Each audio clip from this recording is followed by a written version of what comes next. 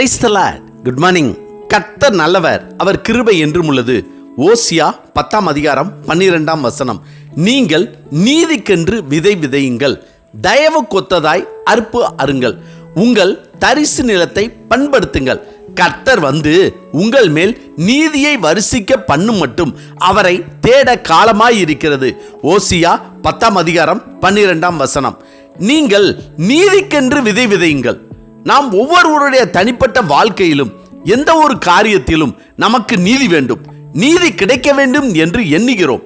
அப்படி எண்ணுகிற விருப்பப்படுகிற நாம் மற்றவர்களும் அதையே விரும்புவார்கள் என்று நாம் நினைக்கிறோமா? நம்முடைய எல்லா செயலிலும் நீதியை செய்தால், நீதியாய் இருந்தால், நீதியாய் வாழ்ந்தால் நமக்கு நீதிதான் கிடைக்கும். சாராளால் விரட்டப்பட்ட ஆகாருக்கு கர்த்தர் நீதி செய்ததால் அவள் நீர் என்னை காண்கிற தேவன் என்றாள்.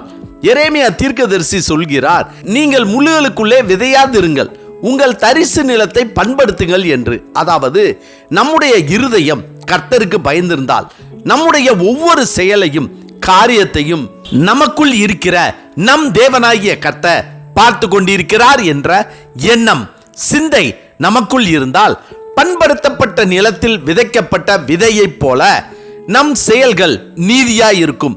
ஓசியா தீர்க்கதரிசி சொல்வது போல் கர்த்தர் மலையைப் போலவும் பூமியின் மேல் பெய்யும் முன்மாறி பின்மாரியைப் போலவும் நம்மிடத்தில் வந்து நீதியை விளைய பண்ணுவார்.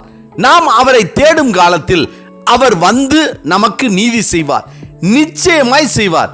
அதே போல நம்முடைய செயல்கள் மூலம் மற்றவர்களுக்கும் நீதி கிடைக்க வேண்டும் என்ற எண்ணத்தோடு நம்முடைய செயல்கள் இருக்க வேண்டும். கர்த்தர் வந்து உங்கள் மேல் நீதியை வரிசிக்க பண்ணும் மட்டும் அவரை தேட காலமாய் இருக்கிறது என்று பரிசுத்த வேதாகமம் சொல்கிறது. அவரை தேடுகிற, நம்புகிற, விசுவாசிக்கிற தம்முடைய பிள்ளைகளாகிய நமது காரியங்களில் நியாயம் விசாரியாமல் நீதி செய்யாமல் இருக்கவே மாட்டார். எனவே நம்முடைய காரியங்களில் நமக்கு நீதி கிடைக்கும் வரை கர்த்தருக்காக காத்திருப்போம். ஏற்ற காலத்தில் கர்த்தர் நமக்கு நீதியை நிச்சயமாய் செய்து நம்மை வெட்கப்படுத்திய, நம்மை அவமானப்படுத்தியவர்களின் கண்களுக்கு முன்பாகவே சமாதானத்தோடு சந்தோஷத்தோடு ஆசீர்வாதமாய் வாழ வைப்பார். ஆமென்.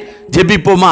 சர்வ வல்லமை உள்ள சேனைகளின் தேவனாகிய கர்த்தாவே, சுத்த இருதயத்தையும் நீதியையும் விரும்புகிற நீர், நாங்கள் நீதியின் வழியில் வாழவும் பிறருக்கு நீதியை செய்யவும் எங்களுடைய காரியங்களில் நீதி கிடைக்கவும் கிருபை தர வேண்டும் என நாங்கள் ஜெபிக்கிறோம். கர்த்தாவே, இந்த நாளை நீர் எங்களுக்கு கொடுத்ததற்காய் நன்றி.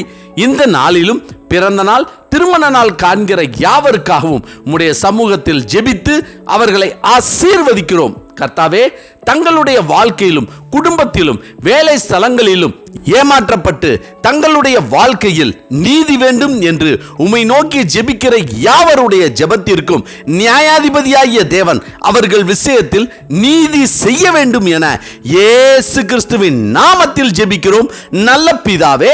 ஆமென், ஆமென். கர்த்தர் நல்லவர், அவர் கிருபை இன்று முழுவதும் நம்மோடு கூட இருப்பதாக. ஆமென்.